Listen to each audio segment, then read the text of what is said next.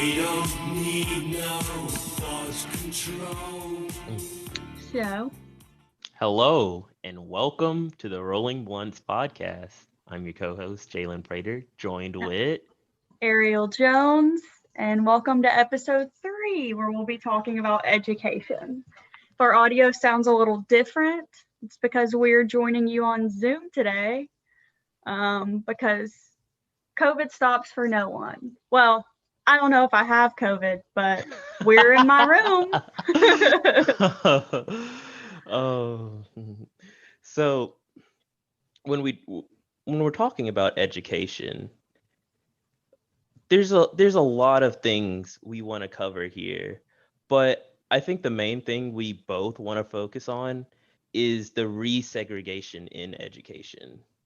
Right. And there's lots of different ways we could go with this. So we want to acknowledge that we're not going to cover all of the elements and quite possibly problems with education. But, coming from our last episode, which was about mass incarceration, we spent a lot of time talking about abolition and abolitionists.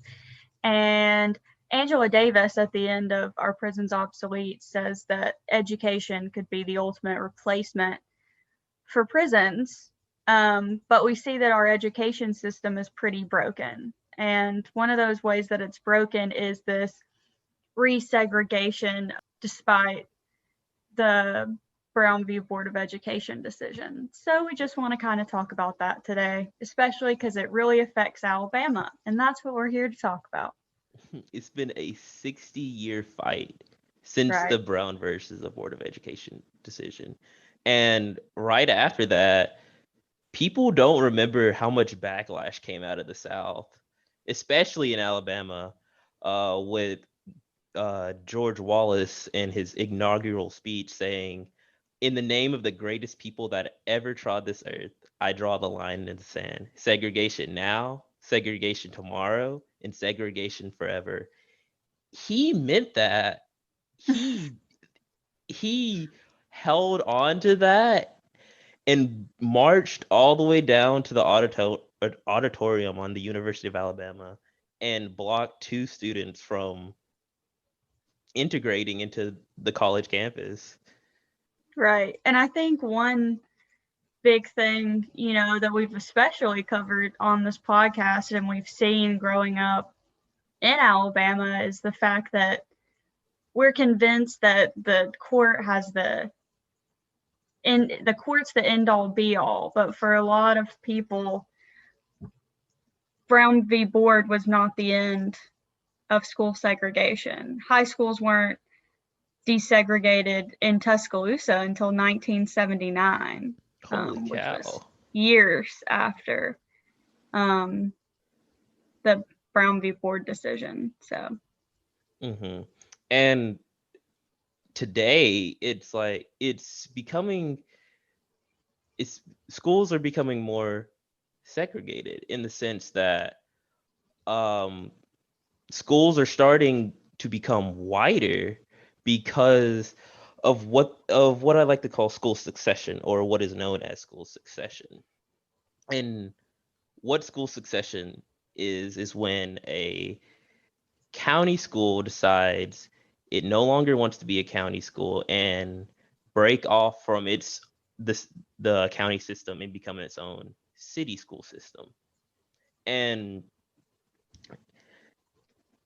it was reviewed, this is allowed. All it takes for like a school to leave its county district is if a city of 5,000 people decide they can vote on it and leave the county district and like draw their own uh uh what are they called, school district lines. There we go. They can draw their own school district lines and separate the more diverse neighborhoods, or the students with more higher needs, off from their school. And usually you would have to go to court to make sure like there's no big impact on the racial diversity of the school, but only 8 states require that. a racial review. California, Wyoming, Colorado, Nebraska, Wisconsin, and Arkansas. Those are the only states that require a review. And here in Alabama, since 2003, 10 schools have succeeded from their county.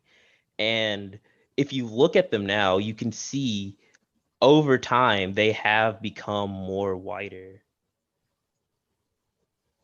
We see why that's a problem, because schools are funded by property taxes. And so if you're drawing lines around these places and having, the nicer homes with higher property taxes funding certain schools, then that means the resources in that school are ultimately going to be better.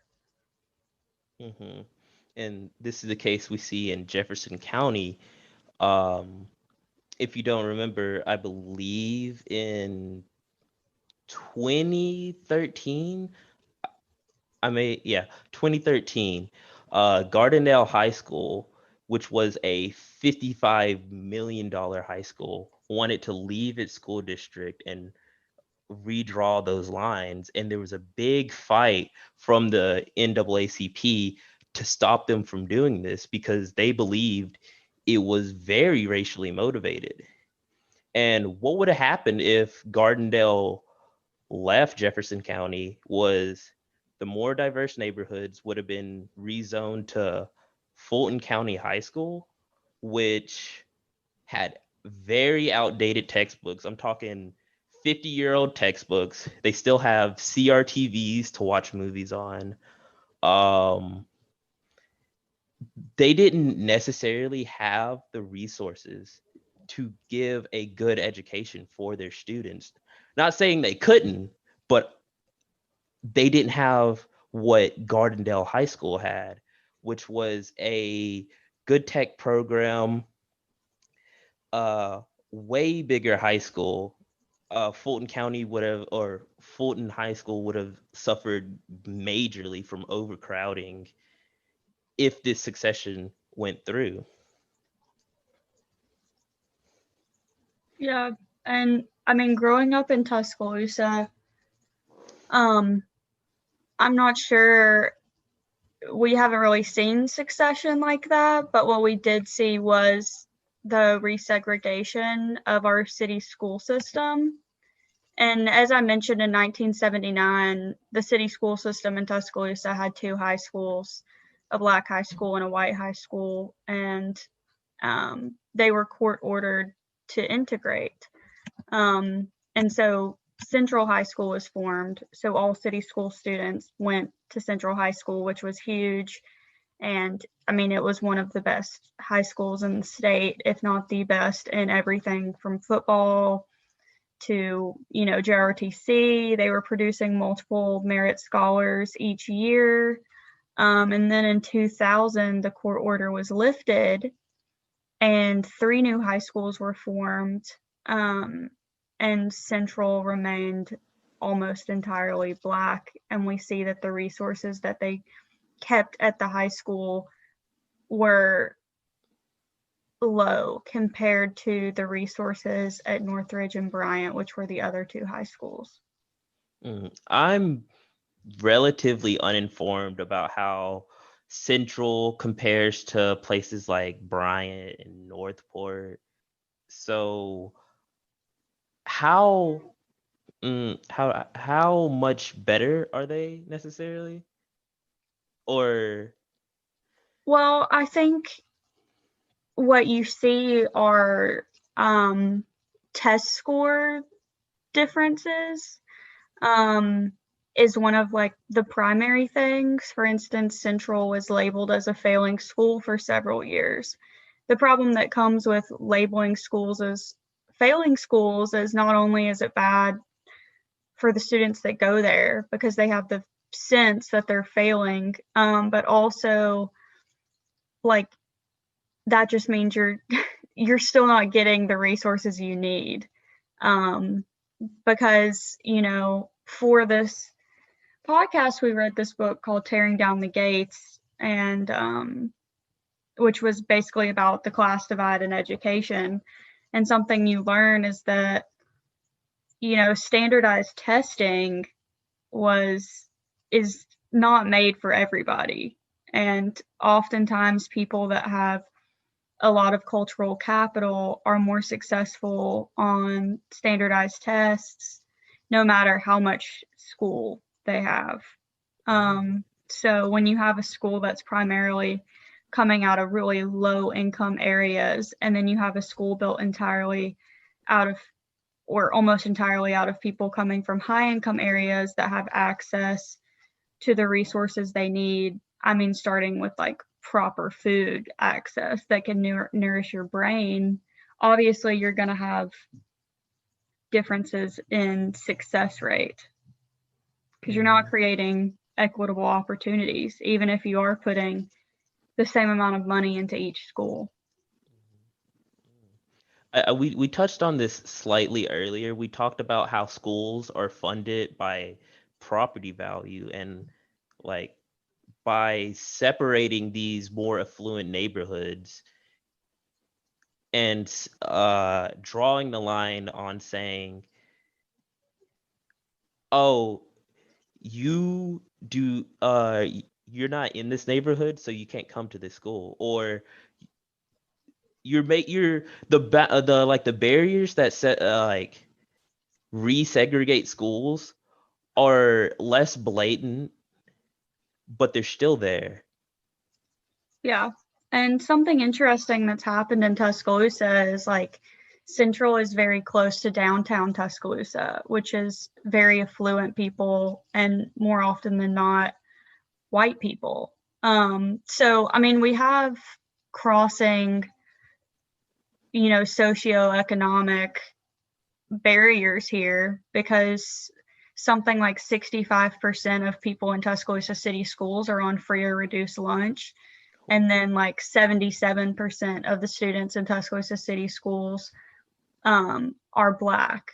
And the majority of the students at Central are also Black. And then the majority of the area that's zoned for Central are in low income areas. But then you have this gray area that's near Central that are affluent white people living in the historic district. And so the way that they've worked the system so that those people have school choice where they can either go to Central or go to Northridge, which is still a majority Black school, but it's wider than the two other schools. So is success success of how well you do in school and how far you will go in life, does integration determine or have a big impact on that? Because I believe if a school is more integrated and diverse, your mind will be more open, and you'll get those cultural experiences that schools tend to not educate you on.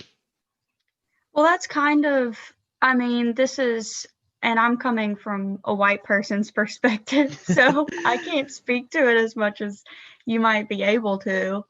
But when we think of affirmative action and, how that relates to colleges, the argument that's been made in court is, well, students succeed when they have diversity of opinion. So we need to create a more diverse environment for them. But even that still is from the, white person's perspective of, oh, I'll succeed better if I'm in a more diverse environment.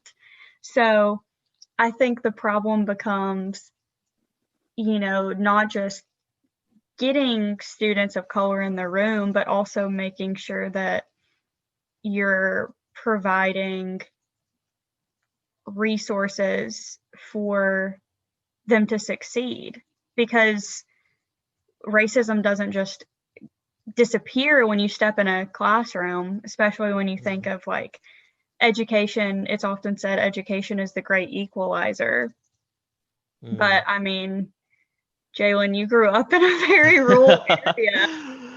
So, I mean, that affects how students learn when you're entering a classroom and you're learning from textbooks and textbooks across the South were funded by the Daughters of the Confederacy, and that's still a lasting legacy. I mean, people in Alabama, I was not taught this, but I have friends that were taught the Civil War is the war of Northern aggression. So and right now we're in like a theory class, so we're learning about the, ideological arms of the state. School is definitely one of those. And the way that these, as we were talking about before we pressed record, school districts are honestly gerrymandered, plays into that like ideological development. I can certainly say, from my personal experience, I did benefit from going to a school where it wasn't just all Black people, and it wasn't just,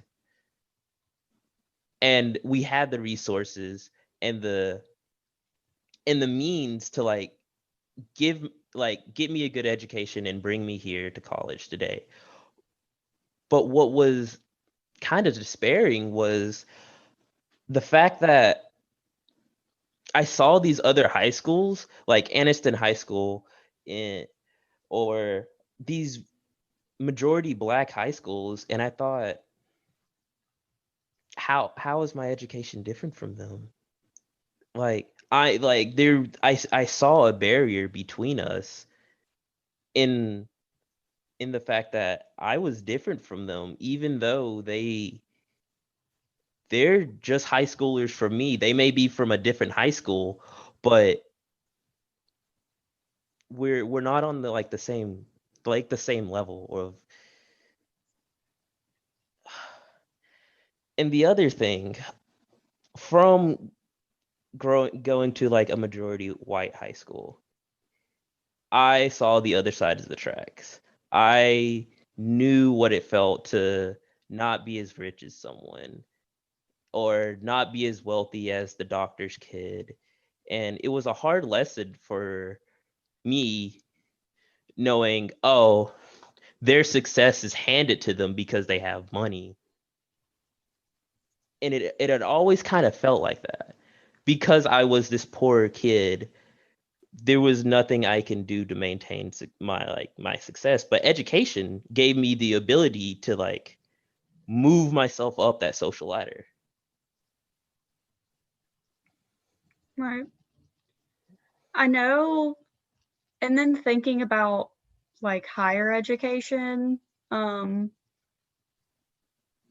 like merit-based, at some point, need-based scholarships turned into merit-based scholarships. And I am like, that was mainly a decision to support like middle class families, because you're not upper class, you can't afford to like get into, you can't afford to pay tuition, but you're not lower class, so you don't qualify for need-based scholarships. But then that means schools like Alabama that are now merit-based, we're attracting a lot of people from out of state, and we have like primarily out of state student body, and they wonder why we can't get people from in-state.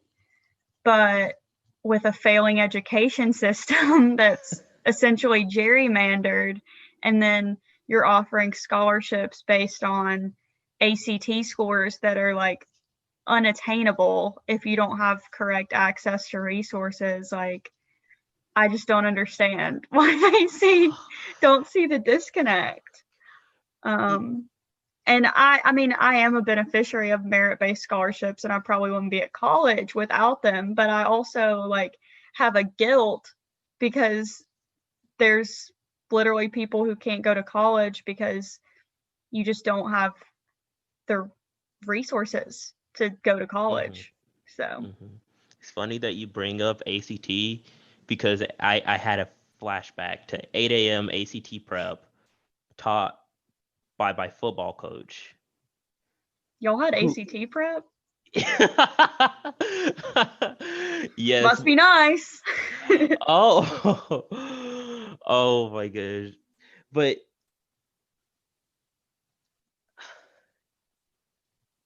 there's a lot that needs to be worked on in the education system. Tons. We're seeing more white affluent neighborhoods starting to fence themselves off so they can keep themselves in that they can, how did Mills put it, push forward the racial contract in a sense. But I mean, that's just like you have cyclical poverty, you have cyclical wealth. I think it's just the way the education system is going is just, a very easily observable example of, the ever increasing like wage gap we have. Because we're entering a world where a college degree is like a high school diploma. And if you want to go above that, you've got to get a master's or you've got to get a professional degree. And we've just reached the point in the episode where I just start saying I hate capitalism because that's all it comes down to. There exists a $23 billion gap between non-white schools and white schools across the nation, not just in Alabama, but across the nation. You pair that with the disproportionate rate that African Americans are being incarcerated, and you just see how they become second class citizens, how the civil rights era, or this whole push for civil rights, equal opportunities for all, is just being repressed by these policies pushed by governors. And the Deep South is not dead. It's still gonna hold firm in its belief that segregation now, segregation forever. Right. And I mean, I went to a primarily Black school, and we had strong police presence there. And there's all kinds of statistics about the rates that Black students get in trouble way more at much higher frequency than white students, and are expelled and suspended and all kinds of things. And that was definitely true at my high school. Even though we had, a lot of our teachers were also Black. A lot of the students, or like I said, like it was a majority Black school, but the way that the education system is built and the presence of police officers in that space is just like criminalizing.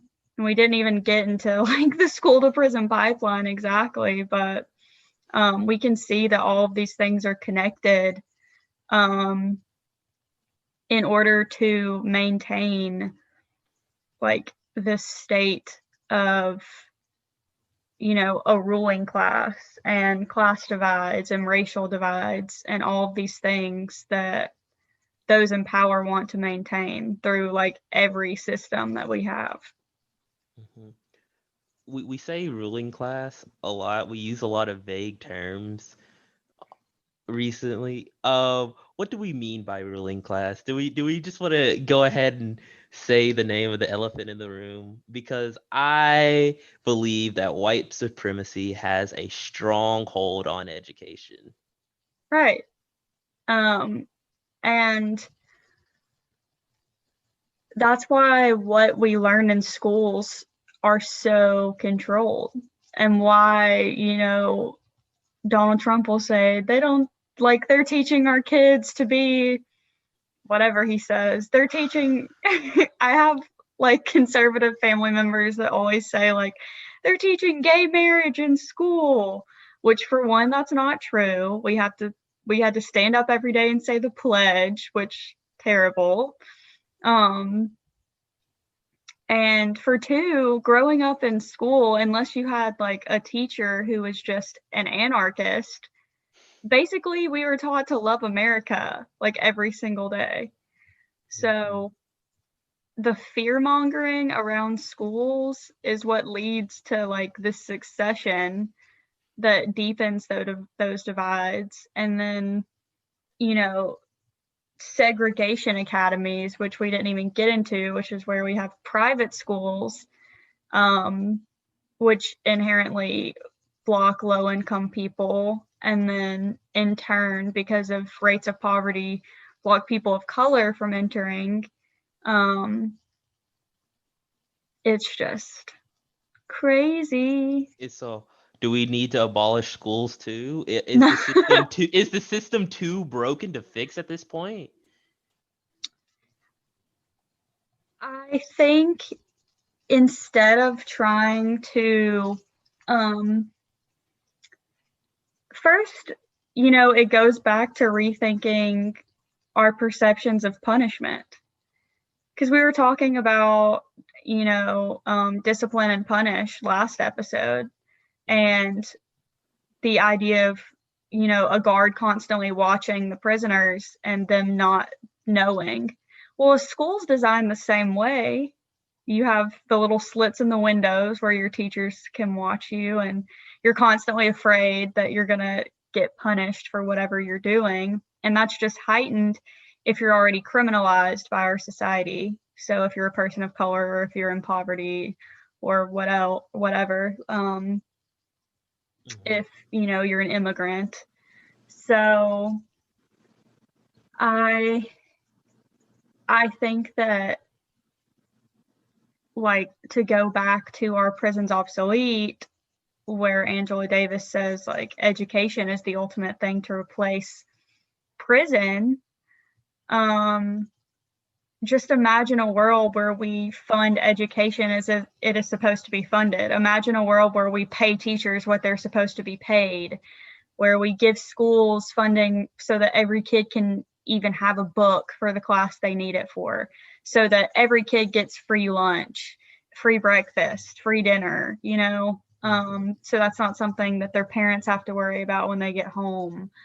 And I think that if we did that, our rates of incarceration would drop, because if you have access to proper education, then you have access to better job opportunities, you have access to higher education, then you're not seeking, behavior that our society is criminalized. So, but, we talked about last episode how, like, you have to, like, the prison system perpetuates failure. And so if we keep perpetuating this like failed system of education, then we keep creating incarcerated people, and that's labor for capitalism. So I just don't Does know. education just serve to be another machine to produce more labor for capitalism? Yeah. All in all, you're just another brick in the wall. Oh, That's what it is. wow. Well, all we have to do is educate the people that education is needed. But that's All we such have a to big do is, I remember my point before I went on that rant. I think that we create solutions by, as far as public school goes, by like removing people from the system we have, just leaving people behind. For example, charter schools. We're like, oh, the public school system isn't working, then we'll create this subsection of public schools where everything's fine. But what do you do about the kids that can't get into the charter school? Like, why wouldn't you just fix the public schools? And I completely understand like the conflict that parents have about wanting their children to succeed. But we as a society are just so individualistic that we just don't even consider, it's not even how the other half lives. It's like your neighbor, you know? So I love public school. And We I love wish that public. everyone loved public school. And I think we would live in a better world if everyone loved public school. Oh, well, let me give you some good news or some hopeful news. So I mentioned Gardendale earlier in the episode. Well, in 2008, uh, it was ruled in court that that succeeding from Jefferson County was motivated by racial prejudice. And so the courts struck down Gardendale's vote to succeed from the district, so they haven't left. Also, recently, the NAACP has sued them for trying to push these, like, or trying to succeed from the district to keep their school system majoritarily white. So that's some hopeful news. Gardendale still remains still a diverse still a diverse school system. We'll see what's left for Alabama. I believe the most recent school to succeed was Gulf Shores in 2019. Well, also Betsy DeVos is getting fired. DeVos. So there's hope out there, maybe. Maybe. All right. Well, thank you all for tuning in to the Rolling Blunts podcast. This has been Jalen Prater and Ariel Jones. We'll see y'all later.